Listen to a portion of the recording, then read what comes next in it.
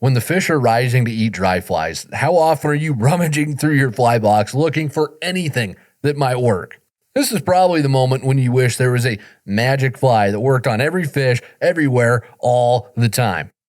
Well, there are no magic flies, but the Adams dry fly is probably the closest thing we've got to a silver bullet pattern that seems to put fish in the net when nothing else is working. The Adams is a legendary fly that's sold in fly shops all around the country, and you should always have one in your box. Whether you're fishing a midge or a mayfly hatch or even a stonefly hatch, the Adams is ready for the job. This week on Untangled, you'll learn why the Adams is so effective and why it's a go-to fly for all of us here at VFC. I'll walk you through how the Adams was developed and a few tips for tying your own. This is Untangled, fly fishing for everyone, presented by Ventures Fly Co. Hey everybody, welcome to it. This is Untangled, and I am your host, Spencer Durant. We're talking all about the legendary Adams today, and then later on in the Q&A section of the show, we're going to have a little chat about dry fly rods, how to tell good dry fly rods from bad ones, and then we'll also talk about tying your own flies. How perfect do they need to be if you're tying them? Do they need to be Instagram quality, or can they pass if they're not quite up to that level? So you'll definitely want to stay tuned for that part of the show. But let's start the show off like we always do with a deep dive here in our opening segment and focus this week, of course, on the Adams. I can't remember who I was talking to, but recently I was having a chat with someone. They're newer to fly fishing. So, of course, we get to talking about flies, and I mentioned how much I love the Adams. So it's one of my favorite flies. I have probably 24 in my box right now. And this angler looks at me and says, "Well, ain't that the fly the old timers use?" Well, I guess. I use it, and I ain't old. I got gray hair, but that's just because I taught high school for 3 years. I'm not old. The Adams is old. It's a very old pattern. It was actually developed in 1922, so it's 103 years old now. And we're still fishing it today, so that must mean that it's got a lot going for it. It's got something, some secret sauce, some juju, whatever you want to call it, that makes fish love this fly. And that's honestly turned this fly into a global icon. I've used it all across North America. I haven't fished outside of North America yet. Including I've fished in Canada and then Alaska, but I haven't ventured off of this part of the continent yet. But I know they get used all over. But anyways, before we get into why the Adams is so effective and your tips for tying them, it's time for a little bit of a history lesson, because this will help set the stage for why the Adams is so good. Okay. And just like our biology lessons with our fly episodes that we've done recently, this is information that's interesting, and I'm the one teaching it, and I'm friggin' hilarious, so that helps, right? No. It's always so interesting. We can have a little history chat like this, and it's actually interesting to all of us, but you do some other topic, and our eyes just kind of glaze over it. It's fun. Anyways, the Adams, its origin story. Let's dive into it. The Adams was born on a dark, dreary night as two men deep into bottles of fine Scottish single malt whiskey labored over a vice in the vain hopes of creating a fly that would slay the great brown trout dragon swimming in the moat around their castle, impeding their escape.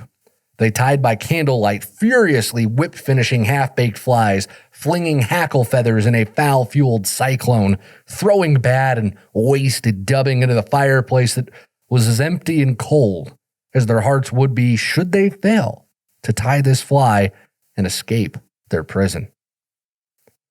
Okay, I'm going to level with you. I made that up. The true story of how the fly came to be is not that dramatic. It's actually very anticlimactic, which I feel like that does the fly a disservice. The Adams is so great, it deserves a superhero level origin story. So you can either use the one that I just made up, or you can use the actual one, which is as follows. It was 1922 in a little town south of Traverse City, Michigan, when Charles F. Adams, he was a lawyer from Ohio, He was fishing on Mayfield Pond, which is it's a pond that's formed on a tributary of the Boardman River, which was and still is a very good dry fly fishery. So Adams sees this bug at Mayfield Pond, and he did not have a match for it in his box. So he goes back to his hotel that night, and he told his friend, who was also a local fly tyer and a good angler by all accounts, Leonard Halliday is this feller's name. He goes to Len, he says, hey, here's this bug. He describes it to him, and Halliday knew what bug he was talking about. So Halliday ties up a few different patterns, imitates it, and he gives them to Adams. Well, instead of going back to Mayfield Pond, nobody knows why he didn't do this, but he didn't. He skipped over Mayfield Pond. Adams went down to the Boardman River and he fished those flies that Halliday gave him, fished them all that evening. And then he goes to Halliday's house the next morning and he says, hey, what was this fly called? Because, and this is the direct quote, it was a knockout. So the fly worked extremely well for him. And Halliday, I don't know exactly what he said, but from all the reading I did, it sounds like he just kind of shrugged and was like, well, I mean, you caught the fish on it, so we'll call it an Adams. And that's how the Adams got its name. So like I said, pretty anticlimactic beginning for such an important, monumental fly that really is a staple for every fly angler. But things get even more interesting when you look at how the fly was originally tied. It was developed literally just, it sounds like in an afternoon. Halliday was just whipped it up, gave them to Adams. Adams took them, caught fish on them, boom, proved the pattern worked. But it really does get interesting when you look at exactly what the OG Adams looked like. Now, I couldn't find any pictures online, although I did come across one article from a while ago that said the American Museum of Fly Fishing, which is in Manchester, Vermont, still has an Adams on display that was actually tied by Len Halliday, so it would be one of the original ones. But the author of that article said he saw that in the museum back in the 70s, so I don't know if the fly has lasted for another 50 years, if it's still there. I actually went onto the museum's online catalog because I wanted to get the picture. I wanted to show everybody. It's pretty cool. But it wasn't on the online catalog either. So if any of you have been to the Museum of Fly Fishing recently and you've seen that Adams tied by a Halliday, let me know, because that's a pretty cool piece of angling history, and I would love to get the actual picture of it as well, just to display. It's kind of cool. Anyways, the Adams the original pattern called for 2 golden pheasant tail fibers for the tail, muskrat fur for the body, and then I did find one version of the Adams origin story that talked about how the wings on the Adams, which are the two upright feathers tied in on the hackle, being tied vertical over the body, kind of like the wings on a caddis.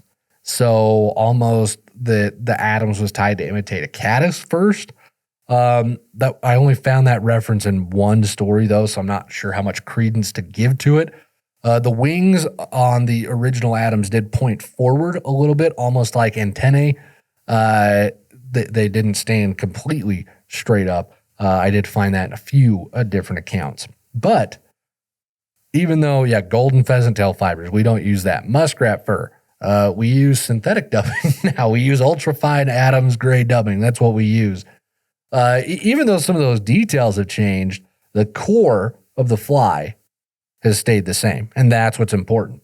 You've got long, fine tails, because whether it's hackle fibers for the tail, which is what we use now, or those pheasant tail fibers, they're still long, they're still fine, they're still graceful looking. It's got a tapered body, and then heavy hackle with wings. And then I did read Paul Schullery, who's a fly fishing historian, wonderful writer as well.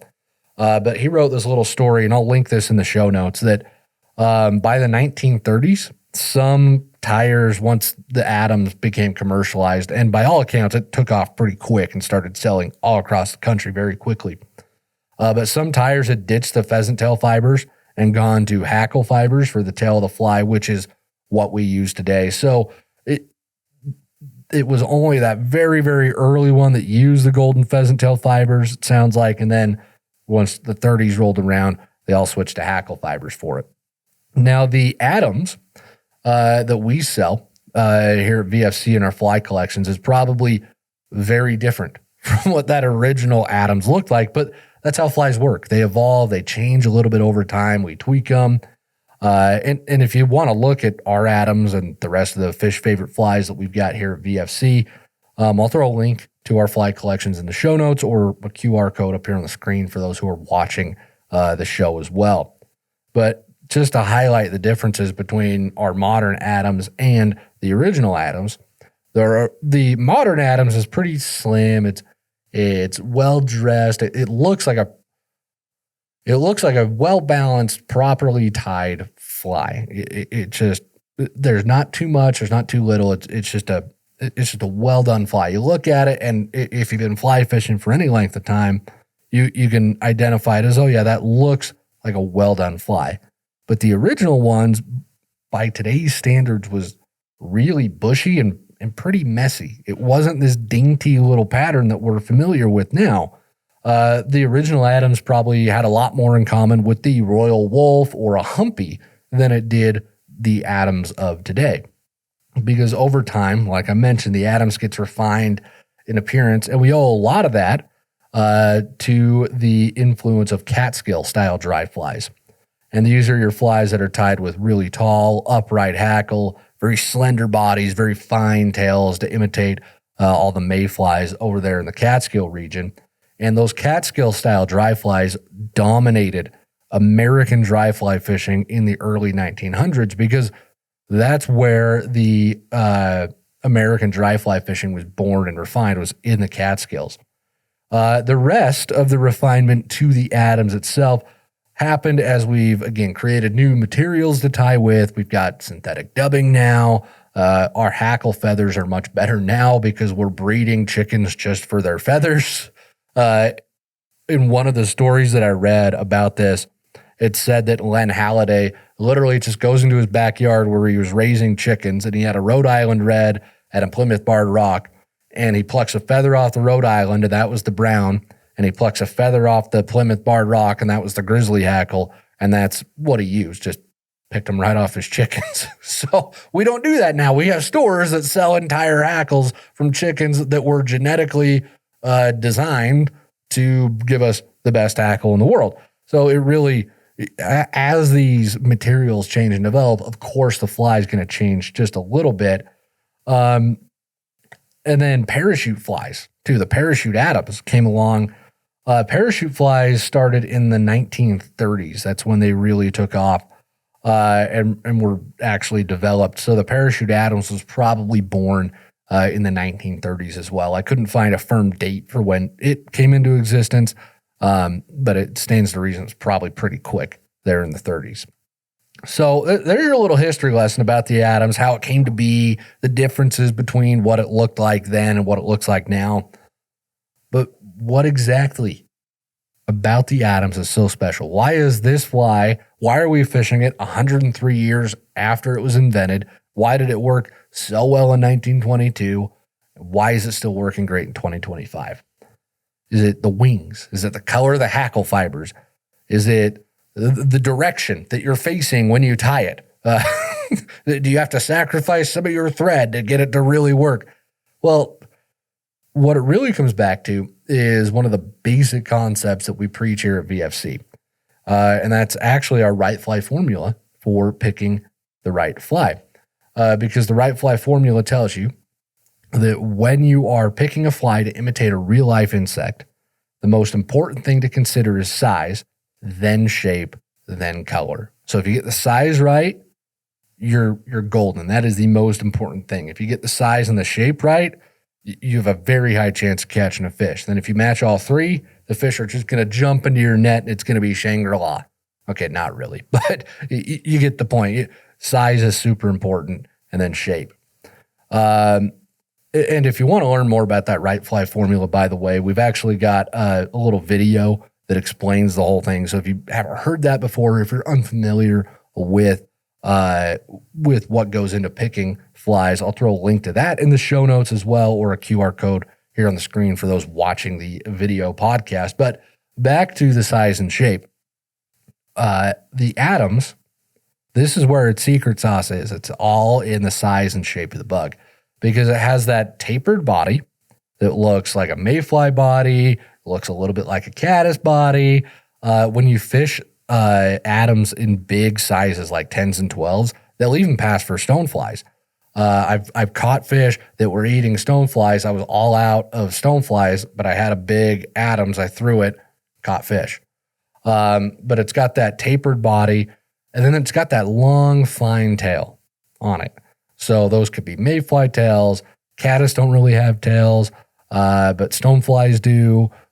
Midges have little tails, but it's got these long, fine tails. It just looks buggy, okay? And then both the parachute and the standard version of the Adams, they create that very buggy silhouette on the water. If you looked at it from a fish's point of view, you're going to look up, you're going to see a lot of things that look like a lot of different bugs. And it's really this simplicity of the fly that's made it such a global icon and such a great pattern, no matter where you fish or what you're fishing for, because it's not highly imitative. It's not trying to directly imitate a green drake or a Hendrickson or a blue-winged olive or a sedge caddis. It's not trying to directly imitate any of those. It's suggestive. It's giving the appearance of a lot of different bugs, and it can. And in that instance, the fish are a lot more forgiving. They're going to go up and eat that because it looks just enough like everything else that they say, oh yeah, that's something I've been eating. Okay. I mean, there's even this joke that I've heard from some of the old timers out here in the West that any good angler knows an Adams hatch when he sees one. And obviously there's no Adams hatch. They don't hatch, but the point of that joke is that the fly works so well, there might as well be an Adams hatch because it imitates so many different bugs because it's just suggestive. Okay? We have the highly imitative flies that work well when the fish are very picky. But a lot of the times you can get away with a suggestive fly, something that just gives the appearance of being a few different bugs or being maybe the bug that the fish are eating at that time, and they'll go ahead and jump on it because usually fish aren't so picky that they want everything tied with the right thread. And, oh, you used olive instead of dark green goose biots on your drake? Well, I'm not going to eat that. It's rare they throw fits like that. Very often they'll be happy to take something that just looks buggy like the Adams. Now, if you'd like to tie your own Adams instead of buying them, the key with tying them is to focus on getting that tapered body because the tail is pretty easy to do. You strip some hackle fibers off, you make it kind of fine, you tie that in. Hackling the fly, I'll get to that in a minute, it's not as hard. For me, the biggest stumbling block when I started tying was getting this tapered body and just making it look like a good buggy body. So the best advice I can give you there is practice, which I know people don't like to hear. They want the magic tip that solves it instantly. But practicing those bodies and then using a lot less dubbing than you think you need. Little dubbing goes a long way, and if you put too much dubbing on your thread as you start to build that tapered body up, you can bulk that fly up and ruin the taper very quickly. And then one thing, when you are tying those flies and you're trying to build that taper of the body up, Tim Flagler runs Tightline Video is the name of yes, Tightline Video. That's the name of his channel. Great tying videos, some of the best on the internet.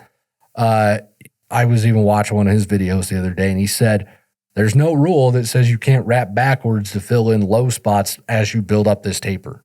So take the time, make sure you're building the taper up, use as little dubbing as possible, and you'll be in good shape.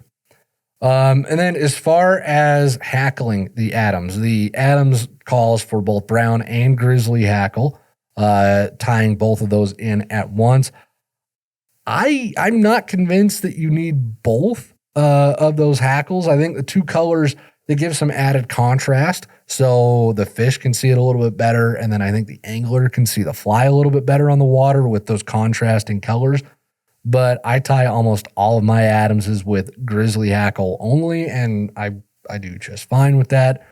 It's personal preference, but it will save you a lot of hackle, and it will save you a lot of the frustration of when you're trying to tie into hackle feathers, because you're wrapping them around the fly, and one might be perfect and the other one might be all squampus, or they might start slipping out of your hands, or you break the stem on one, but you don't break the stem on the other, so you have to unwrap everything and retie some new ones in.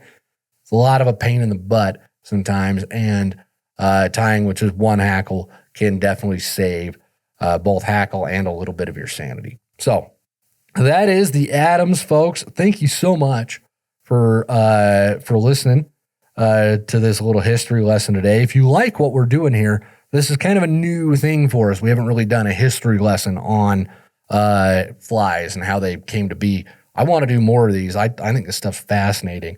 So if you think it's fascinating as well, let me know. Drop a comment.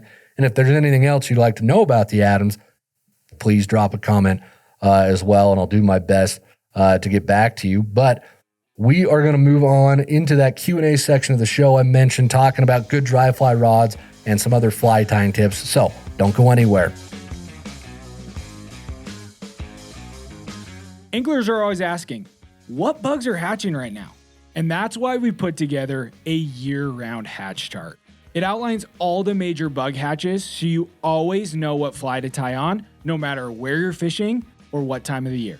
So if you want to level up your skills and start catching more fish, click or tap the link in the show notes to get this free hatch chart. All right, back to the show. Every week, we spend half the show directly answering questions from listeners and viewers just like yourself. So if you've got a fly fishing question that you would like answered, you can go ahead and send those in. There is a link to do that in the show notes, or there's going to be a QR code somewhere on the screen here if you're watching the video podcast and want to send your questions on in. But definitely don't hesitate to send them in. There's no dumb questions to ask, so make sure you get them on in. I love hearing from all y'all. It's one of the best parts of doing this show is hearing from everybody.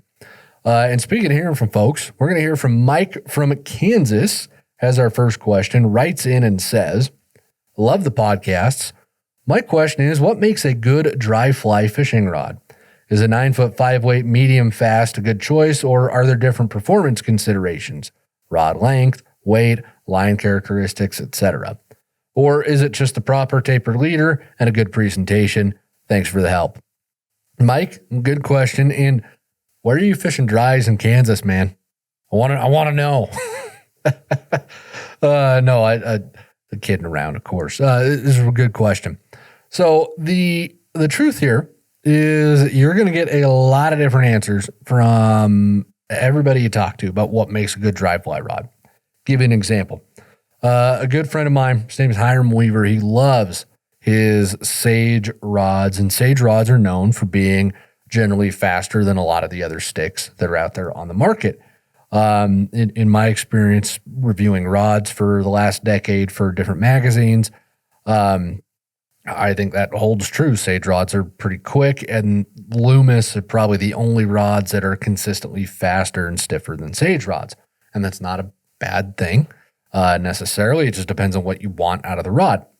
Well, Hiram, he's one of the best anglers I know. The dude's phenomenal. He's the kind that can catch fish out of a storm drain. He's that kind of guy.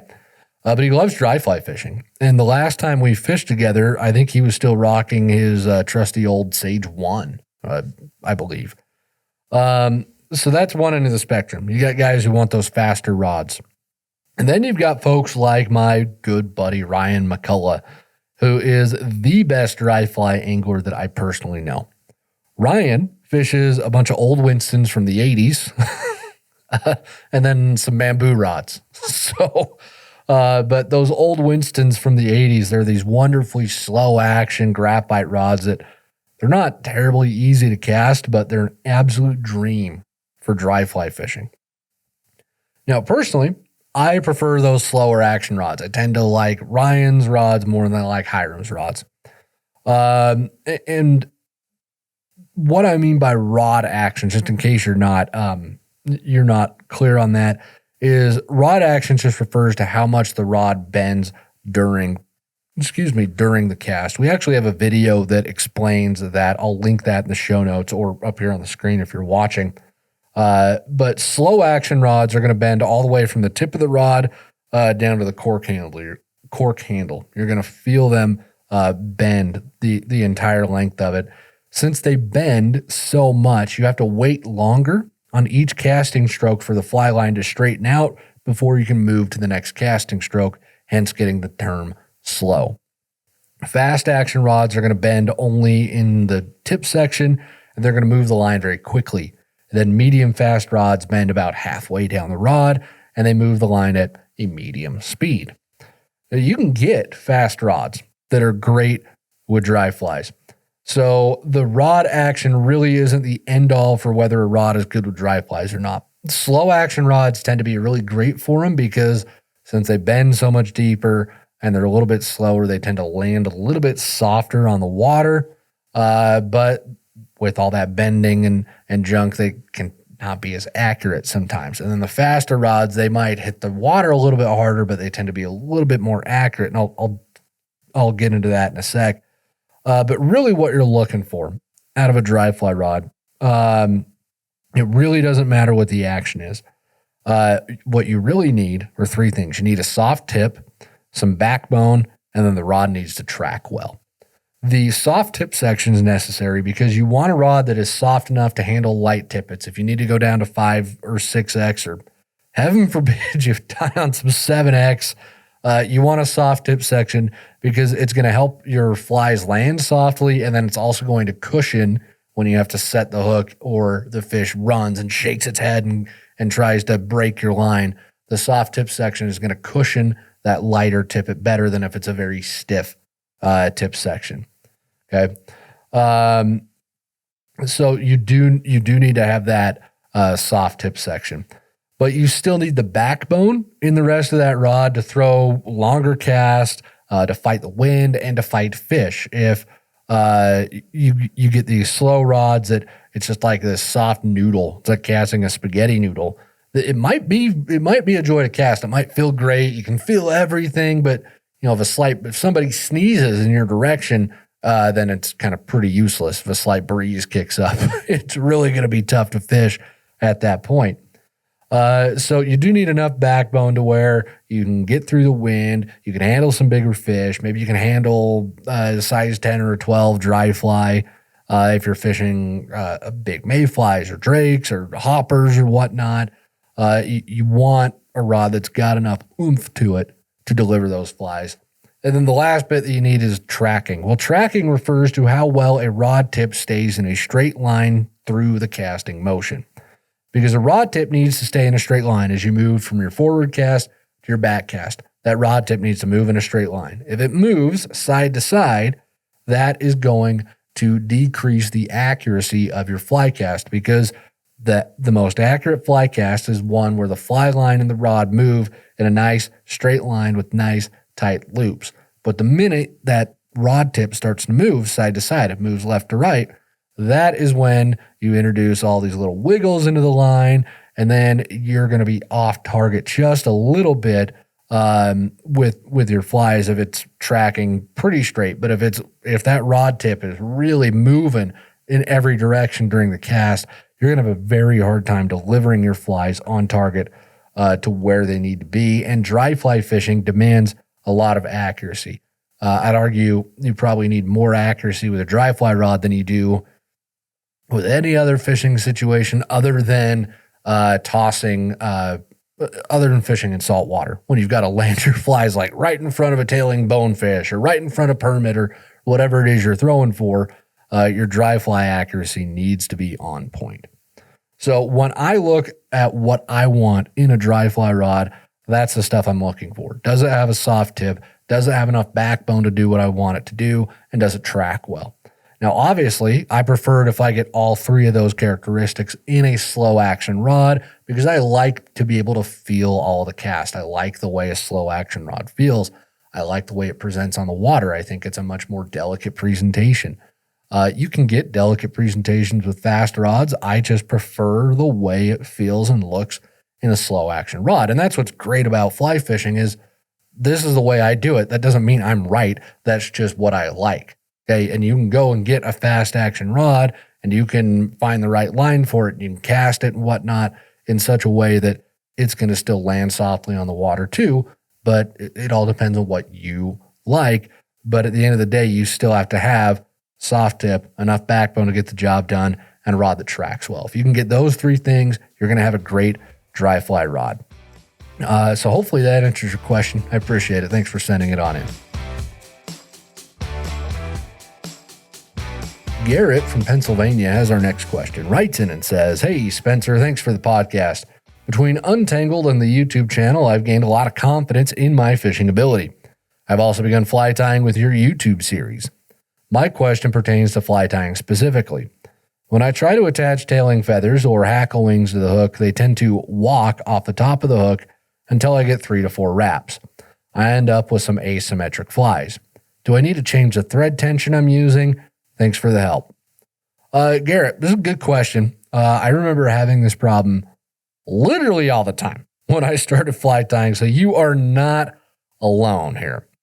And what's happening, for those who don't know, is Garrett's tying his tail feathers or the hackle onto the hook, and then the tension from that thread is pulling it off the top of the hook, and it's pulling it all onto one side. Probably it's pulling it to the far side of the hook. So instead of everything laying on top of the hook, which is where we want our materials to be, they're all laying on the other side, and that's why he's saying they look a little asymmetric. Because especially with your tail feathers and your hackle, you want those feathers tied in on the top so you can get a good-looking fly that looks as close to the real thing as you're aiming for, okay? Now, there are some times when you want to tie materials in on the sides, but that's pattern specific. We're talking, standard stuff. You want it right there on top of the hook. So you've got two options to fix this issue. Your first one is to use a pinch wrap, which is a really simple technique. You can really pick this up in about 5 minutes. It's really easy to do. But what you're going to do is when you have all the material ready to tie in, let's say you're tying in your tail and you want to get it right on top of the hook. You're going to hold it tight against the hook between your thumb and your index finger. So you're going to hold all that material nice and tight, just like you would. And then when you bring your thread up vertical for wrapping in, so you're going to wrap around, when that thread gets vertical, you're going to pinch that thread between your thumb and your index finger, and then you're going to continue wrapping the thread with your bobbin. So when that bobbin gets back underneath the fly, you're going to pull tightly because you've pinched that thread above on top of the material. You get underneath, you just pull tightly and pinch it all in place. You let that thread that you pinch slip out of your fingers, and it's going to slip right on top of the hook and lock everything in place. You can do that a few times to really secure everything in there. And then I'll actually link a video from the great Tim Flagler on how to pull this off as well, because it's great to see it instead of just hearing about it. But the pinch wrap is one way to solve this problem. Another option is, and I do this, I probably do this more than I use the pinch wrap, to be honest, and I don't know why. It's probably just easiest for me. I don't know actually why I use this one more. It might be the first way I learned to troubleshoot it, and so I just default that way. But what I'll do is, if all my material is walking off the hook and it's onto the other side of the hook, the far side from me, what I'll do is I'll just start, instead of holding everything on top, I'll hold all the material on the side of the hook that's closest to me, and then I'll just wrap my thread around it, and then the tension from that will pull it right up on top of the hook. And it'll do that within those first 3 to 4 turns, like you were talking about. So either of those techniques, they're very simple to learn, and they're going to fix the problems that you're talking about. So thank you for sending that question in. I really appreciate it. Joel from Colorado has our next question, writes in and says, "How perfect does a fly need to be? I'm a beginner fly tyer, and often my finished product does not look exactly like the picture on the internet. Perhaps the wings are not quite even, or the tail is a bit longer than I intended. Is it worth tying on that fly, or is it a waste of time? Thank you so much." Joel, this is a really good question. Thanks for sending it in. For years and years and years, I fished flies that were not very good because I refused to buy any flies back then because I had this basement full of fly tying supplies from my dad and my grandpa. And I was arrogant enough to think that I could tie all my own flies perfectly from the get-go. They're going to look as good. Grandpa was a commercial fly tyer, and I thought I could do better than him because, again, I was arrogant. I still caught fish during those years when I was tying those awful flies. And it was honestly a miracle because I have some of those old flies still kicking around, and oh my goodness, they are rough is a generous description of them. Now, I go back and forth as I was getting the show ready, getting my notes put together for your question here. I go back and forth on how I'm going to answer this, and I'll explain why. Because the biggest thing you've got to learn when tying, the first big hurdle that you have to overcome is how to get the proportions all correct. Because like you mentioned, you can have the tail that's too long, or you can have the wings that aren't quite right. But the big thing with matching flies, like we learned earlier today, is matching size and then shape.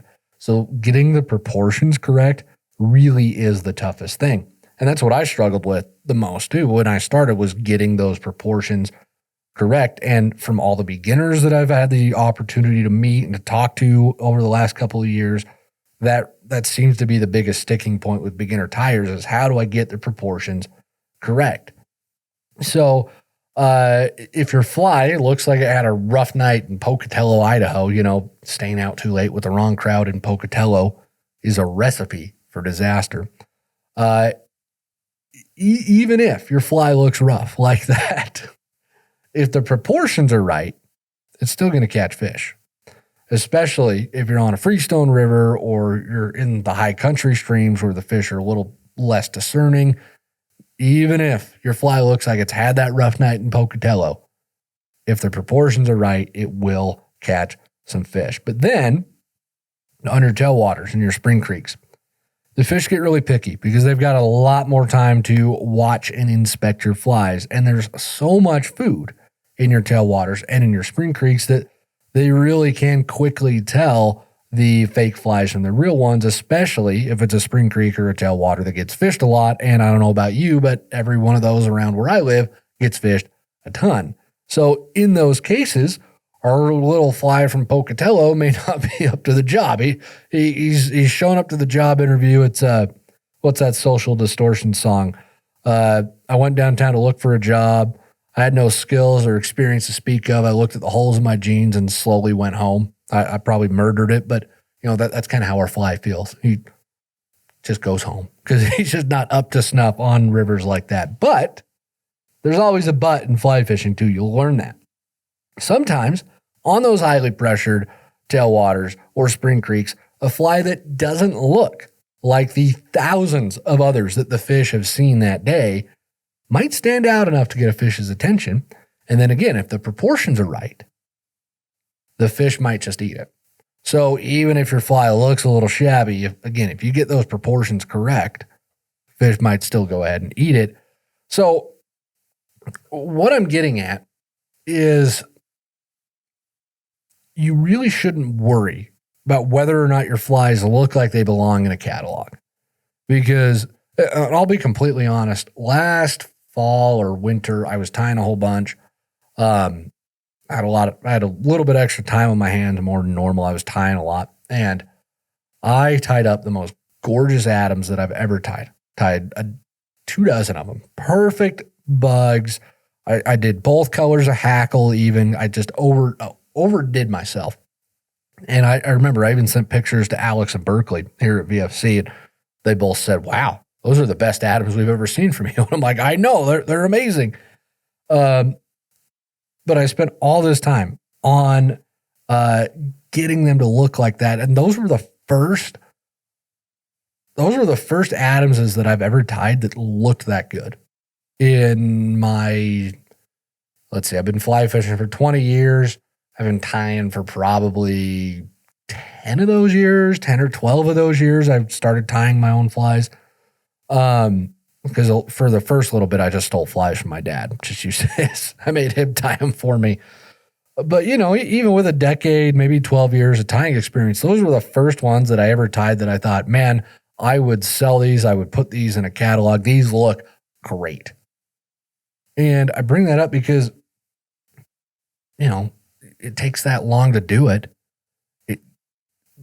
Did all my other Adamses not work? No, they work just fine. Okay. You don't have to worry about whether they look that good because A, it's going to take time, and B, I don't think the fish really care that they look like they belong in a catalog or an Instagram post. What matters is the proportions. Are they right? Is the body the right length? Is it tapered correctly? Is the thorax the right length? Are you putting enough hackle or not, or too little hackle? Is the tail long enough? Is it too bushy? Is it too sparse? All those little things, they matter way more than whether the hackle is exactly a size 16 for that size 16 dry fly, okay? If you can dial in all of those aspects of tying, then your fly can look as rough and tumble as you want, and it'll still catch fish.